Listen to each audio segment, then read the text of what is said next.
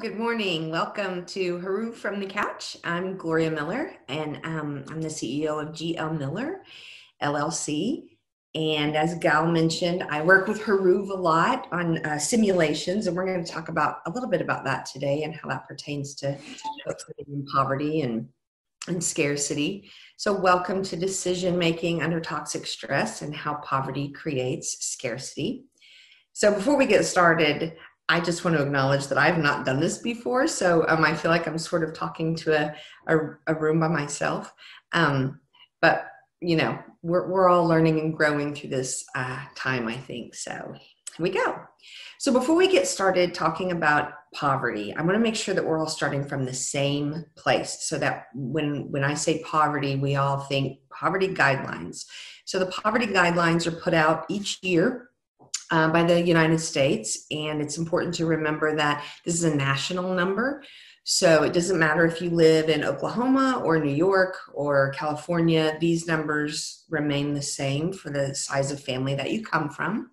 And while these numbers are a little helpful, especially for us to have a definition of what poverty looks like, but it's also how people qualify for different services. I'm sure most of you know that. But the formula for this was created in the 60s, and it was based on how much money it took to feed a family actually during that time. And so while we have adjusted each year the number, we've never corrected the formula. And so it's wildly ineffective when we talk about exactly how much money is poverty in the United States. And we're going to talk more about that. But for now, here's what the poverty guidelines look like for 2020. As you can see, a family of three, so this may be a single parent with two children. If they make less than $22,000 a year, they live in poverty. And again, that's across the entire United States. If we talk about low income people, you can take these numbers and double them. That's what is meant in the research when we talk about families that have low income.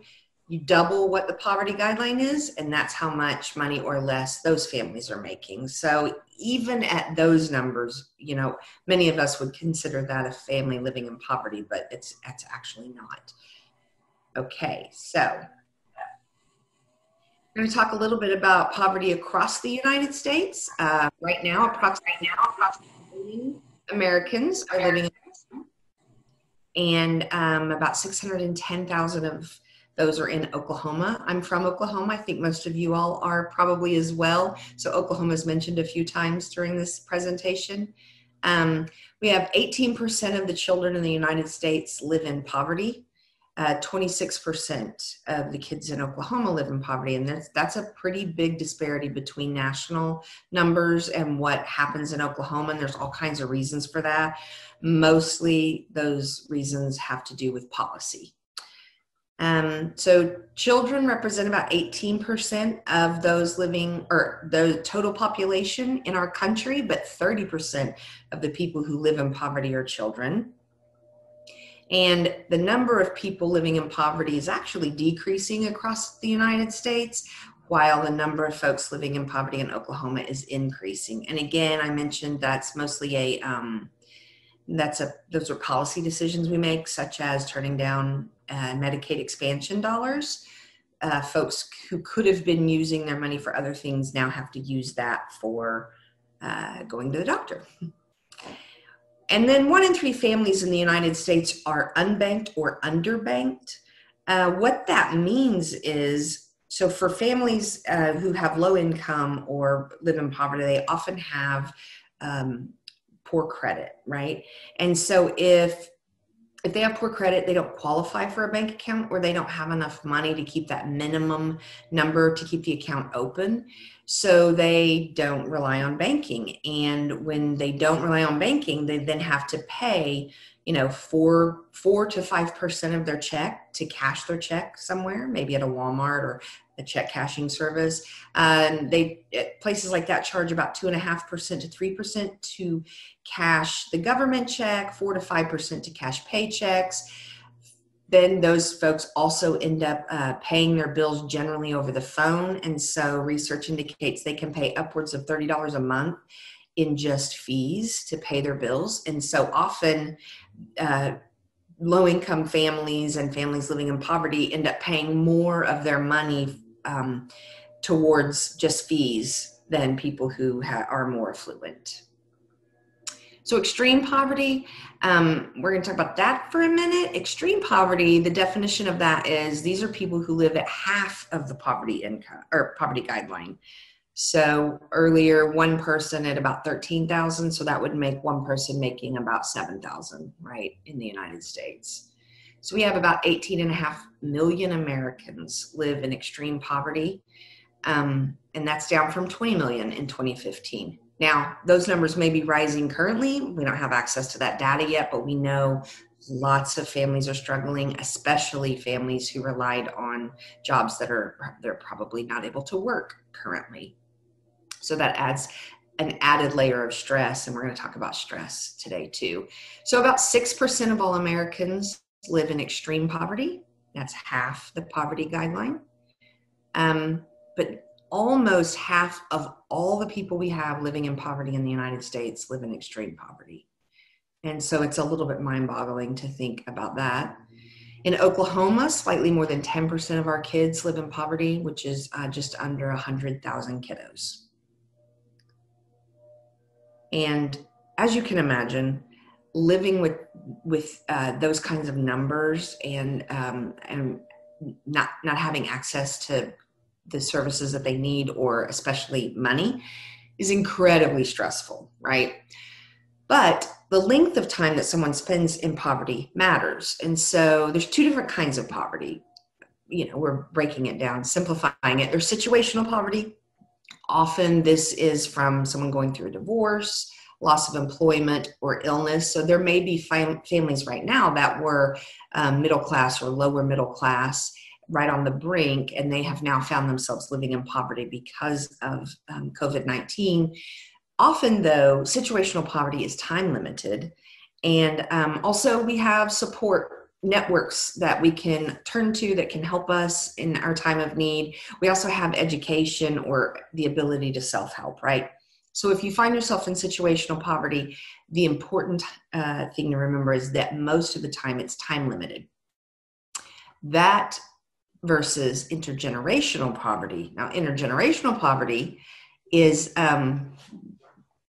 multiple generations living in poverty. So not only does the person live in poverty, but everyone they know is in poverty. They don't have access to anyone who has an education or other resources. So when things are tough, which is every single day, there's no real way to pull themselves out of it or to turn to someone else for help or support, because everyone they know is going through the same thing.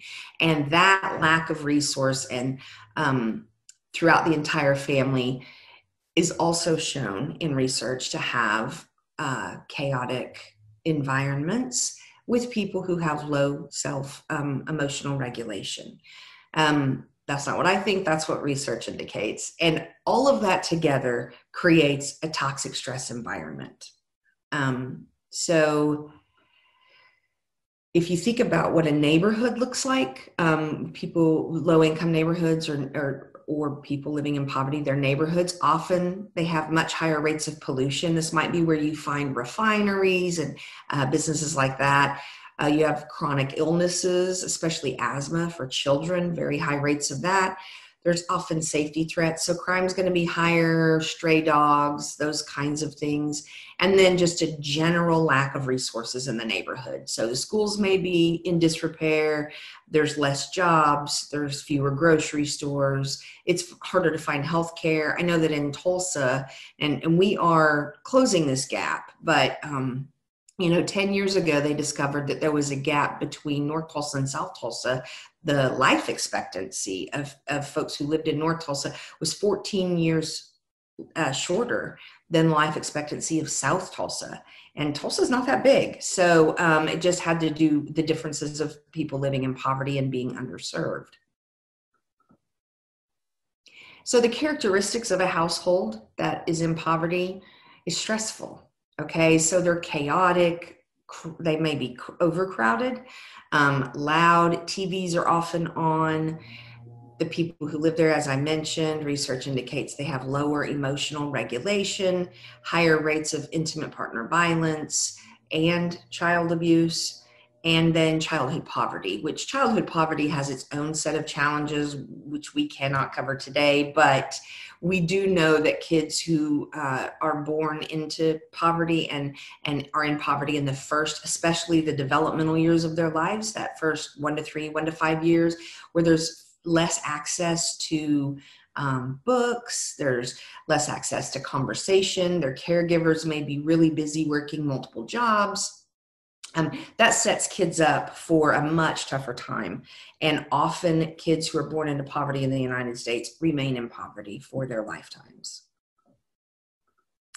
So I think it's stress. I like to show this because, well, it's cute, but it's really, it kind of shows us a visual indicator of what happens when we are living under all of this stress, right?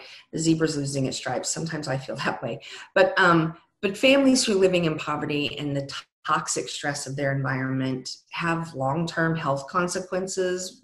We'll talk a little bit about that. But right now, let's talk about the different types of stress. So positive stress, which is brief increases in heart rate, mild elevations in stress hormones. Then there's also tolerable stress, which is serious but temporary stress responses and buffered by supportive relationships. And then finally, toxic stress, which is prolonged activation of our stress response systems in the absence of productive relationships. So of these 3 kinds of stress, like today is positive stress for me, right? I probably have a mild elevation in my stress hormones, but I know that I'm safe and it's time limited. And on the other side of this, I'll probably be better for it, for giving the talk, I mean. Tolerable stress is more like if you suffer a divorce or a death of a loved one, it's tolerable, it's serious, but we know that over time we will heal. And often if we can turn to our supportive relationships to help us through that. Toxic stress, it's the absence of all of that. And so the next couple of slides will describe it a little more in detail. Positive and tolerable stress. Often stress is good for us. We learn from it. We recover with some help, and it makes us smarter. Like I said, this talk, for instance. I love this chart or this graph. So you can see down here's the baseline for someone, and then they may have a stressful event, and then they have time to come down and recover. And then again, something else happens that's stressful, and then a recovery period, so that over time you do have several individual stressful things that happen throughout your day or throughout your week, but you have time to recover from those. When toxic stress is present, it's nearly always there. It's a relentless worry, anxiety, and fear. It's the cause of long-term problems with our health, financial problems, and then parenting suffers often when a family is living under toxic stress. Behaviors, though, can be replicated through experiments and simulation, and we're going to talk about that in a second. But here's another graph, right? So earlier I showed you the up and down with the recovery. With toxic stress, there really is no opportunity to recover. You have a stressful event, and then before you have time to come down from that, it just seems like you're hit and hit and hit again. And this is the kind of stress that people who do not have enough money are constantly living under. So I mentioned that the behaviors can be replicated through simulation, and we're going to move to that now. At OU Tulsa, we're really fortunate. We have the Tandy Education Center, which is solely for simulation. We use it for training. As Gal mentioned when she introduced me, we have worked together, her and I have worked together many, many times doing social simulations together at the Tandy Center. So a brief history of simulation, and it's a really brief history. We know that as far back as we can look, that humans have used simulation to learn. And so even back a long time ago in medical training, and before it was even formalized, That's where it kind of came from. And the medical field continued to improve on simulation and has perfected it really. We're an example of that at OU Tulsa. And so we have taken simulation then and moved it from just simulation of teaching doctors how to work with patients and how to take blood pressure and what to look for and, you know, certain illnesses. We've moved that into social simulation, where we're taking standardized participants, which are actors, that work at our sim center in Tulsa. Oh, goodness, what did I do? Oh, there we go. Our actors, now we can use them to simulate social simulation, is what we call it. And it's more social justice oriented simulations. And so we've done large group simulations in social simulation for intimate partner violence, teen dating violence, and the poverty simulation. The poverty simulation, I'm going to describe what that is. Many of you may have gone through that, but before we do that, I sort of want to talk about the numbers. So here in Tulsa, we've facilitated a poverty simulation, I would say almost 100 times. And each time, you know, there's between 60 and 90 people in the room. At our peak, we were doing 1,000 people a year were coming through and participating in the poverty simulation. It's been a fantastic experience, and we've learned a lot as social workers from that.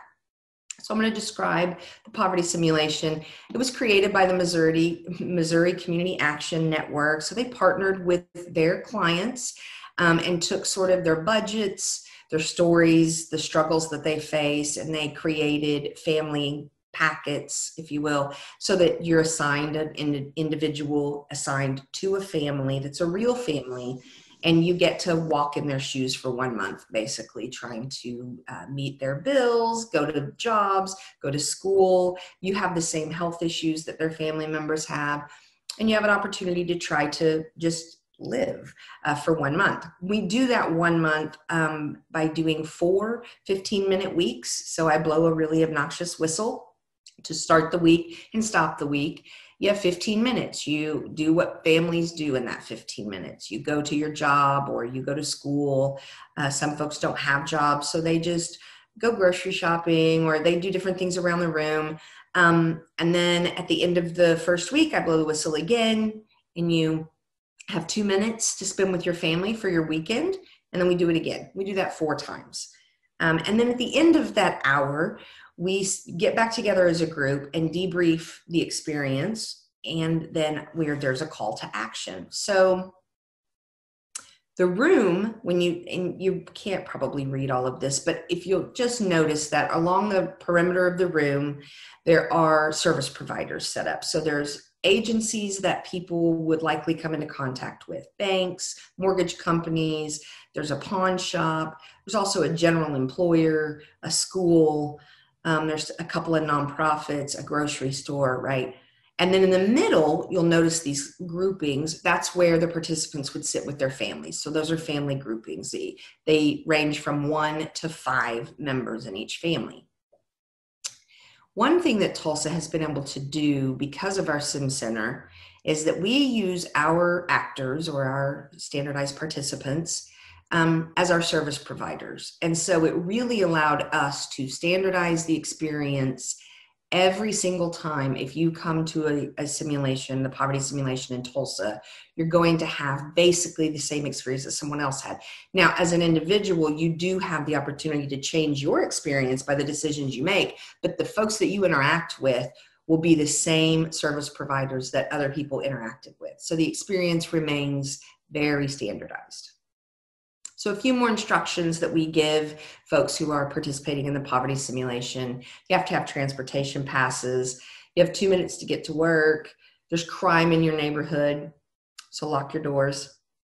We remind them poverty simulation is not a game. Games are generally intended to have winners and losers, and this is poverty, so we're not playing a game, and that it's a real family. So be respectful of the fact that these are real people. And then finally, the poverty simulation is stressful. I had to add that last piece. The poverty simulation is stressful because of the reactions of people when I didn't tell them. So I always tell them, it's stressful, it's time limited, we'll debrief it, it's going to be okay.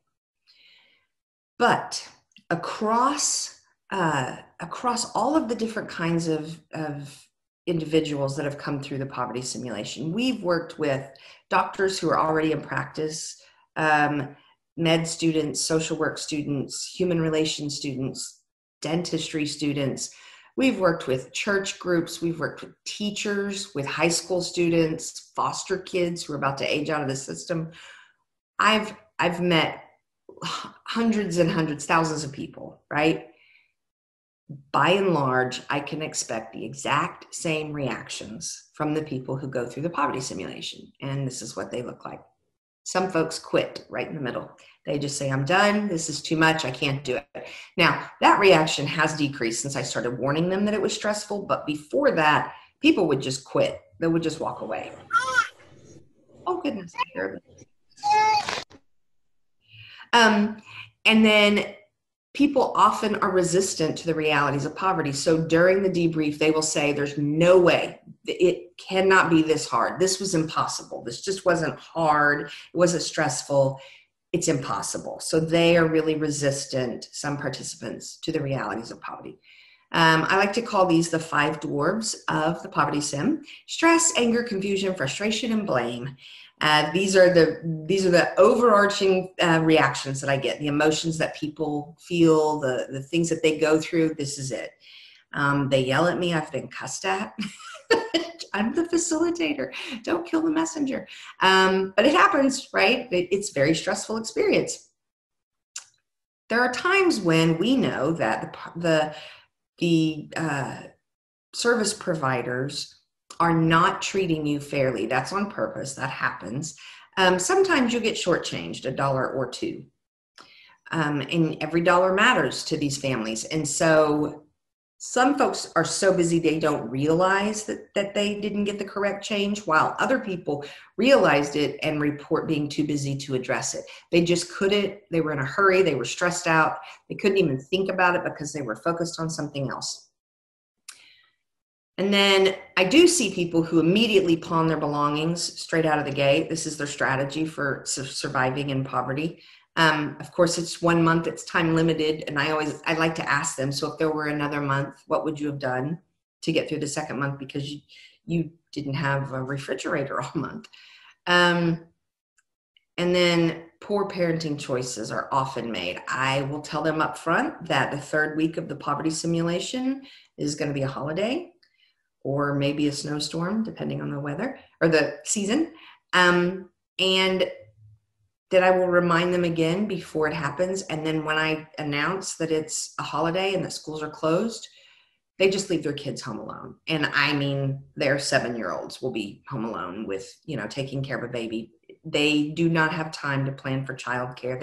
They didn't even think of it. And they feel pretty good about those choices. Generally, during the debrief, they say there was no other option. And then finally, criminal activity. We do see a lot of criminal activity happening.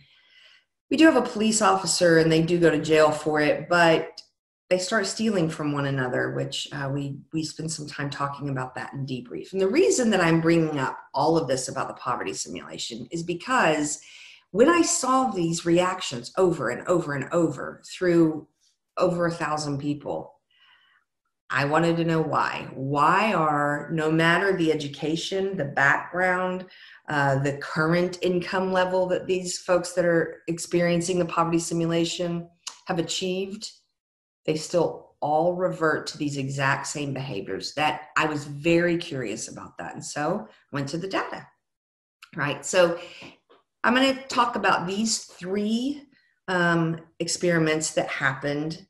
And then since then, these kind of really kicked off the study of scarcity and poverty.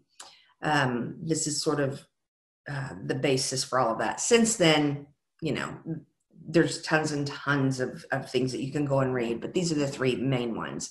So the Minnesota experiment in 1944, it's the time of World War II, and there were times when the Allied forces were coming across soldiers in the field who were starving to death.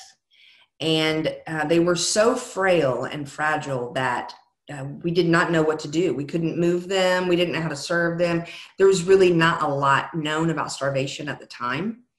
And so in Minnesota, they wanted to start studying how to make people who have been taken to the brink of starvation, how to nurse them back to health.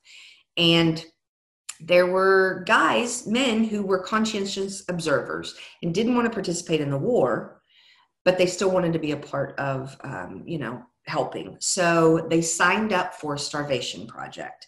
And it took place over 3 months, I believe, 3 months.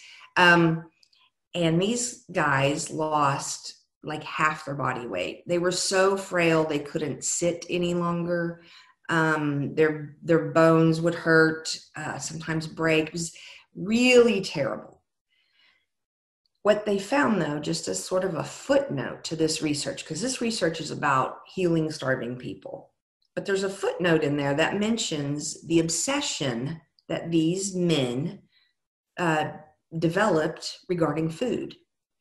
And so they kept journals while they were going through this experiment. And then the researchers also had notes. And so if you go back and look at it, there's they all of a sudden started talking about food all the time. It's all they could think about was food. They couldn't hold any other conversations with each other. They talked about their favorite recipes. They wanted to get magazines that were typically considered women's magazines back then so that they could see new recipes. They even talked about opening restaurants when all of this was over and the kind of food that they were going to serve. They were shown movies and they would make notes in their journal saying, they showed me a movie today. I don't care about the love scenes. I want to see the food. So the scientists made a note of that and said, this is very interesting, but this is not what we're here to study. And they moved on. Now, fast forward, we go into the late 90s, early 2000s. And then the New Jersey Mall experiment happened, where in New Jersey, over a few different weekends, some researchers got together and folks came in and they gave them Raven's indices test, which is sort of like IQ tests. But they had them fill out a demographic form about themselves, and it was and they had self-reported income. And so they were dividing them into groups of who was relatively well off in those randomized groups and who was lower income. And then they gave them this problem to solve, and it was about their car. So their car has something wrong with it, and it's not broken down totally, but it will probably break down over the next couple of months. And they need to spend $300 either today, $300 to get it fixed, or take their chances. And what they saw was that most folks in both groups, lower income and upper income folks, all said, of course, we're going to spend the $300. It's a much better to spend it today and not have problems in the future. Great. So then a few weeks later, they go back and they do the same thing, but they raise the dollar amount of the car repair to $1,500. And what they find is that for the people who had self-reported higher incomes, there was really no change in their answers. But the people who had lower income struggled with, they said no, they would not fix the car if it was going to cost $1,500 because they didn't have it. But when they gave them the Raven indices for IQ, where in the first weekend, everybody sort of had standard, bell curve IQ, the second time when they had been stressed out by this $1,500 car payment, the people with low income lost the equivalent of 14 IQ points by that one problem that they needed to solve. It was on their mind.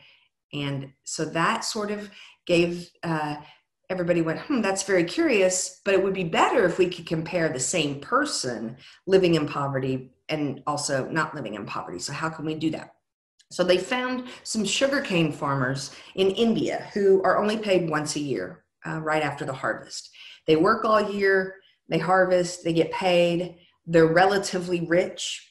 Right after payday, then they have to stretch that money throughout the year. And by the time it's time to harvest again, they're living in poverty. The money hasn't been able to been stretched all year. It's gone, and now they're poor again. And so those same researchers were able to give IQ tests to the same farmers before harvest and after harvest. And they found the same results. That was about 13 IQ points higher when they had money and 13 IQ points lower when they were living in poverty.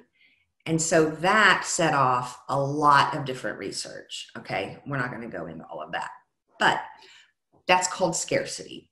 One result of poverty is scarcity. And it's as we focus on one thing, finances, our performance in other areas suffers because there's a mental trade-off. And so what we see, like when those folks in New Jersey were presented with the car problems, while they were taking these IQ tests, all they could think about was that $1,500. And they knew that they just couldn't let that go. And what happens when you're living in scarcity and you don't have enough is you get a tax on your mental bandwidth. That's how they phrase it, the researchers. So what is that? Scarcity fills the mind with intrusive thoughts about what you do not have. And this is true across being poor, being time-strapped, or being lonely. It's what happens to everyone in all kinds of situations. Scarcity reduces our mental bandwidth because you're focusing on this, you can't focus on that. So if you think about a person who's living in poverty who has maybe managing multiple income streams, so what if the person has a couple of different part-time jobs? One of them pays every Friday, but one pays on the 15th and the 30th of the month. And then they also get food stamps, so that comes in on the 1st, but then they get maybe a welfare check that comes in on the 7th, right? A TANF check in Oklahoma is what it's called. They've got all these different tiny income streams that they're trying to manage. And then their bills, the rent is due on the 1st, daycare is paid every Friday, they have due dates throughout the month. So they're trying to manage their finances, which completely captures all of their attention, taxes their mental bandwidth, and it makes it so that they cannot think about other problems, especially long-term problems like retirement, right? So scarcity creates tunneling, which is when you hyper-focus on an immediate circumstance and you make a mental trade-off for future circumstances, tunneling. And then scarcity today begets behaviors that ensure scarcity tomorrow. So again, whether it's that you have a lack of money, time, or companionship, often there is research that shows that even lonely people, because they're lonely and so desperate to make friends, when they're put in a situation where they have the ability to make some new friends, they will exhibit behaviors that make it much more difficult for people to like them. So it's a self-fulfilling prophecy. And all they think about is how lonely they are, and then they stay lonely. They're in a loop. So scarcity is a trap. So people living in poverty are definitely living in the scarcity trap. Their mental bandwidth is taxed. Then they're tunneling, and they're just in that tunnel, right? The stuff outside of that tunnel they cannot think about. So when you focus on one thing, lack of money, it limits other skills and abilities. For instance, your attention, your self-control, and your long-term planning. That limiting impacts behaviors that we often consider someone's basic character quality, right? This is important because we will look, not we, but some folks will look at people in poverty and say, of course they're acting that way. That's why they're poor. They have poor impulse control. They don't pay attention in school. They make bad financial decisions. We attribute it to their character, right? But the actual truth is they have the inherent capabilities of doing it, but they can't access that right now because their mental bandwidth is so taxed. So poverty is a unique context with a predictable set of behaviors resulting from toxic stress created by scarcity. One participant in one of the studies said, I just focus on today as though nothing happened in the past and nothing will happen in the future. When I read that, I felt a little sad, actually. And here's something that one of the researchers wrote. I'll let you read it. I don't like to read to adults so much.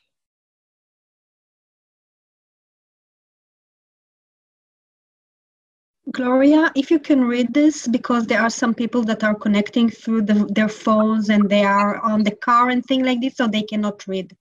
Okay, sure. Thank you. So it says, poor people end up spending so much energy figuring out how to pay their bills, they are left with less mental capacity to think about how to improve their overall condition in the long run, leaving them stuck in their current financial situation or even making it worse. So besides all of this that's already happening for folks living in poverty, then our society often imposes what researchers are calling a moral tax.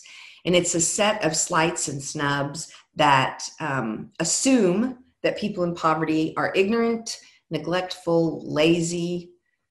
This can be seen through the fact that many low-income neighborhoods are lacking services that we mentioned earlier, grocery stores, jobs, etc. And so we often ignore the lower income neighborhoods, which sends a message to all of us, right? That lower income neighborhoods aren't as important as those that are more affluent. The requirements for program acceptance often impose criteria that may be unnecessary or ineffective. So the first example is mandatory budgeting or nutrition classes.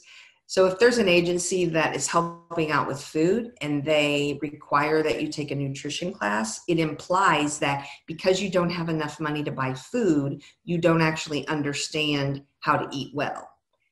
Also, mandatory budgeting classes. It's assuming that if you don't have enough money to make it to the end of the month, it's because you don't know how to budget your money, instead of assuming that you have low wages. Right? That might be the only problem, is that we don't have our minimum wage is ridiculous. That's what I'm trying to say. Okay. Or another example of that would be drug testing welfare recipients. So Oklahoma is one of the states that does some sort of drug testing for TANF. We do that for TANF recipients. And it's been found largely ineffective because most poor people are not using drugs. That is a misconception that we have. It's a bias in our society about poor people. American culture tends to imply that to be poor is to be lazy. So there was a Newsweek poll in 2017 that was for Christians to fill out. And what they found was that 47% of overall Christians believe that if you're poor, it's because you're lazy. 50% of Catholics responded that yes, if you're poor, it's because you're lazy, and 53% of white evangelicals believe that. And if we wonder where an example of that might lie, here's a sign for those of you on the phone that says, it's Mount Pleasant Baptist Church. It says, laziness and poverty are cousins. That is their church sign. Okay, so we're going to recontextualize poverty. I'm going to go kind of fast because we only have a few minutes left, but most definitions of poverty will focus on a deficit of financial capital, right? That's what we think about. If someone's in poverty, they have a deficit of money. So we need to rethink that, because the absence of material wealth is also closely linked to the absence of other forms of capital, like human capital, one's level of education, skills, experiences, of social capital, one's network of interpersonal connections and relationships. And health capital, one's physical and mental well-being. And so I mentioned this earlier when we were talking about generational poverty and situational poverty, having that social network, right? People who live in intergenerational poverty don't have those things. And so to permanently escape poverty, families must build capital in all of these various forms: human, social, and health capital. Another one of the researchers, and I love this quote, poor people are not poor because they make bad decisions. Quote, bad decisions. They make bad decisions because they are poor. So if you work at an agency or you have any leverage of changing policy within your agencies, these are some considerations that agencies can think about. Reducing the upfront cost for future-oriented behavior. So that means if you want to change someone's behavior in the future, you have to make it easier today. okay? Because adding more to their plate today is going to be largely a failure. People, they already have enough on their plate. So expecting more, one more thing for them to do today is not realistic. So an example, free school uniforms in Kenya boosted school enrollment by more than 6%. In the United States, they did a study, and when assistance was given to students who were applying for college, when they were given assistance to apply for student loans, it increased college enrollment by 26%. Another consideration, you have to weigh the price and the inconvenience carefully. So people will often forgo health-related services if the cost or distance is too great, of course. And we see this, if you take the service to the folks, they're way more likely to utilize it than if you have it available and they can come to you to use it. So if there's any possibility of that happening, agencies should consider it. And then also the timing of incentives. So if your agency uses incentives, don't offer those incentives during times of scarcity, because the likelihood of them utilizing it is reduced. So really you have to give them the incentive when they need it less financially. Why? Because when they need it less financially, we know that their brain has been opened up a little bit. They have more ability to think about things and can make different decisions than they would make when they were living under deprivation. Think about the farmers, the sugarcane farmers in India, right? A 13-point IQ loss. They couldn't make as good a decision. And then finally, we need to create fault-tolerant policies and programs. So there's an example of cockpits being designed to account for human error. We have lots of fault-tolerant things all over the place that say, oh, humans are likely to make a mistake, so we need to put this in place so it either lessens the mistake or it lessens the impact that mistake has on their lives. We don't do that for families who are living in poverty. We say, be at this class at 8 o'clock. If you miss a class or if you're late, you're out of the program. But stuff comes up in everyone's lives. And so allowing for that, allowing for them to be a few minutes late for an appointment because there's a thunderstorm and they had to ride 2 buses and to get to you and all of that. So considering agency policies and how we can make them a little friendlier to folks who are living in scarcity, it's going to make the families more successful. Now, things you can do personally if you don't have any power to do that at your agency, meet people where they are right now, of course. We always say that. We need to listen to indicators of toxic stress and scarcity, especially with what we're going through right now.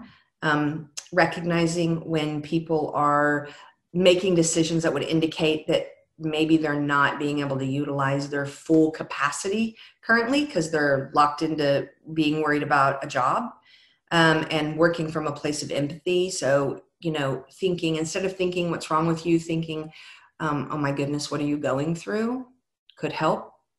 You need to validate their experiences. Of course, I think you all probably know this.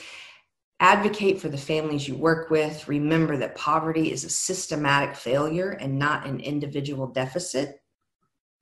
You need to vote. Run for office. We need more social workers and therapists and social scientists in office. So please run for office if you've ever been interested in that. And then finally, you need to work to end poverty, not just better serve those who live in it. We do have places in the United States that have 0% poverty rates. I'm not saying that we can do what those countries have done. I don't know the answers, but I do know that it can be done. And so while I'm a social worker, and I definitely want to make sure people who need resources have them, the two-pronged approach of doing that while we also start having this conversation that poverty needs to end. We can end it. There's lots of policies that can happen that will end poverty. And then finally, my favorite quote about poverty: if the misery of our poor be caused not by the laws of nature, but by our institutions, then great is our sin. And that's Charles Darwin. So I think I did it. Oh man, 1 minute over. Perfect. Are there any questions? Thank you, Gloria. Thank you very much. I just want to say, I mean, it was a hard subject, but very, very important. For all of you who would like to learn more about this, in 2 weeks from now, in May 14 at 3 p.m., Gloria is going to give another lecture about poverty. I think, Gloria, more about the policy that you're going to. Yeah. So keep tracking our posting about these lectures and register for this when we will publish it. We didn't do it yet. Christina, I am giving you now the stage to read the questions. And I saw a little bit at the beginning, we had one question. If you can go back, I think it was 11:10, something like this, that someone asked a question really at the beginning. And if you are still here, if you can ask again, so maybe it will be more easy to find it. And of course, take a few seconds to write the questions. All right, I'll start with the ones that are in the bottom, and then I'll look for that one up at the top in a second. You covered this some, but any tips on how to help or support clients to take the first step out of a scarcity trap? Yeah, so it's important to remember that the structure of, I mean, this is a big question. So our whole entire structure in the US is intentionally, unintentionally, I'm not sure, keeping people in poverty, keeping people making decisions through tunneling and all of that. I would say that we can work with the individual as much as possible to, meet them where they are and listen for validating their experiences and all of that. But really, the work is going to be at the macro level. We have to start having those really tough conversations about how our system is broken and it's keeping people poor. If whether it's advocating for policies that, and I don't want to go too much into this, but policies, of the living wage, policies of $1,000 a check a month, I think is what Andrew Yang was going to do. I mean, healthcare, free, socialized medicine, those types of things. That's really what's going to get folks out. Thank you, Gloria. So I found the question from earlier. It says, is the lower emotional regulation due to the stress involved, mental health, etc.? Yes, and it's perpetuative, right? So when mom and dad have low emotional regulation, and that's due to the stress every single day that they're living under, and they never, right, it's that toxic stress. There's never a time to recover from it. Kids don't have a model to look to that shows them how to regulate their emotions. And so they're growing up in a situation where no one's regulating their emotions. So when they go off and have families, it perpetuates itself. Thank you. Have you ever simulated with first responders or law enforcement? So we have tried. And actually there's funding to pay for that. We would love to do that. And actually I did have a brief exchange with the fire chief, but we haven't been able to talk with the police chief. And so I'm always looking for someone who has those connections because, like I said, we've done drug court, we've done all levels of Tulsa, but we've not been able to get into police and fire. And actually we're approved for CLEAT hours. So if we could do this for first responders or for our police officers, they would get CLEAT hours for it, mental health training. That would be a really awesome idea. Is there a forum in Tulsa that regularly discusses local policy to address poverty? Not that I'm aware of. That's a gap in services, I would say. Something I have noticed when working with people in poverty is that certain communities recognize different levels of poverty, classes of poverty. Do any studies reflect that same info? No, I have not come across anything that, I know what you mean when you say that, but I have not seen that reflected in the research. So that's something I'm going to put that on my list to look for. Gloria, I think that you can do stop sharing and you can see everyone. Oh. And it will be maybe more nice to do these questions when you see people. All right, so the next question I'm sure will also inspire you. Have you ever done a presentation or simulation with Congress? Oh, how I wish. No, I've not been able to do that. So I used to be the assistant coordinator for the knee center at OU, and my position was actually to bring evidence-based practices to Congress for them to make policy decisions. And there were about 3 of them that even had a conversation with me. They just were not interested. So that's sort of been a wall. I'm still hopeful. Any efforts to empower individuals in poverty to advocate for policy change at the local, city, or state level?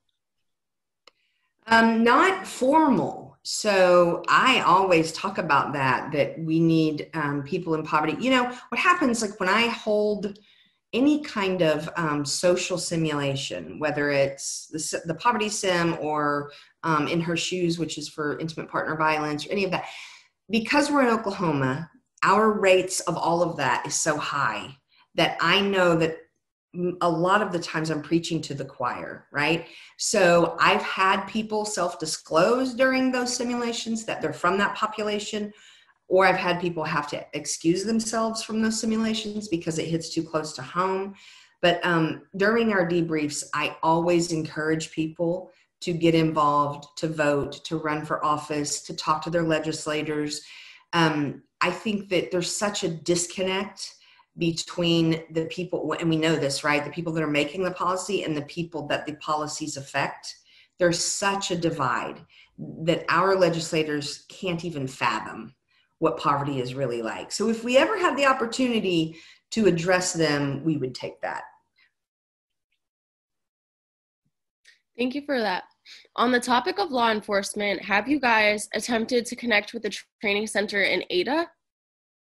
Not in Ada, no, and I've not heard of that. So if that person's still listening, if they want to send us that information, we will contact them.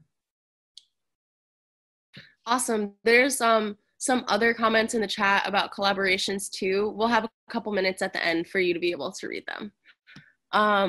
The next question is, I work with Hispanic families. The added stress of lack of documentation is overwhelming my clients. Have the Hispanics ever been included in these stats?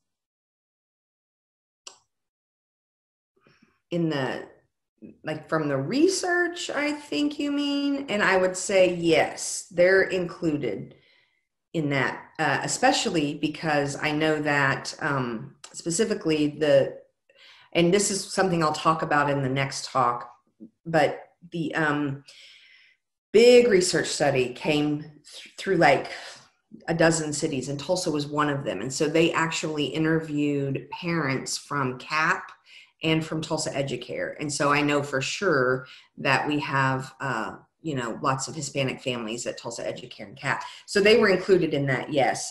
And also, additionally, I've worked with a group of young high school professionals. They were in a group that's developing a similar simulation to the poverty sim for people to go through to understand what it's like to be undocumented.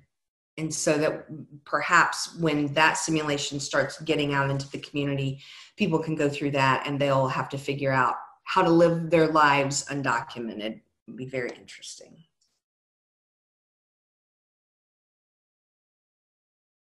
Awesome. I think that concludes the questions for right now. We still have a minute or two if anybody, oh, okay, here's one. Do you offer one-day simulation? Oh, yes. We have, so depending on the, that's a great question for Gal, really, but we do work together with lots of different agencies, and we'll give talks or we'll bring other folks in that are the experts in those topics, teach a new skill or a new way to do something, and then give the participants an opportunity to practice that skill in simulation right away. So we can do half days or full days. We do that very often. Yeah, what it's important for us to say is that we're doing all kinds of training. As you can see also with the lectures, that we had a variety of lectures. We don't have like a main idea of what training to do to an organization. We want to hear the needs of the organization, and we create a specific training day for this organization. So like DHS will get something else from CASA, or CASA will get something totally different from the Child Advocacy Center. So each one getting different, and it depends on their request. So when we will go back to routine and we will be able to gathering together again, I really invite all of you to offer your organization to contact us, to think about training days. I guess it will be more next year, beginning of September. I hope that thing will go back to normal and we can meet together again. And also, we are starting to create online training specific for organization for this time. So in addition to these lectures, we will start to do workshops for specific groups. So I also invite you to write us emails if you want to create something for your organization and your team. This is totally a possibility. If there is no any question, I think that we will finish. There are two more. They're going to be quick, I promise. Okay. Gloria from Amy Steele Woods. Gloria, could I contact you and share some information I know about law enforcement and reaching them as far as CLEAT? And for those of you who are asking if we have access to the recording, it is being recorded and it will be sent out to all participants who registered. And that's all the questions. I just want to say that we are not sending the recording. We have a YouTube channel. You can look it. Esther sent the link to the YouTube channel. She can send it again. We are sending the presentation. We are not sending the recording, but you can look for us in the YouTube, and all the lectures are uploading, and you can see all of them. It takes a little bit, a little time, you know. I mean, Gloria lecture, it will take a few days, but you will find eventually all the lectures there. Thank you. And can I say, I see a lot of them popping up asking if they can contact me. So Gal, is it okay if I give them just my email address? Yes. So gloria.miller@ou.edu. Yeah, Christina, would you write it in the chat so they can see it? Great, thank you. Okay, another one, or we can finish? I think that's it. Okay, so thank you, Gloria. Thank you very much. Thank you all for this interactive chat.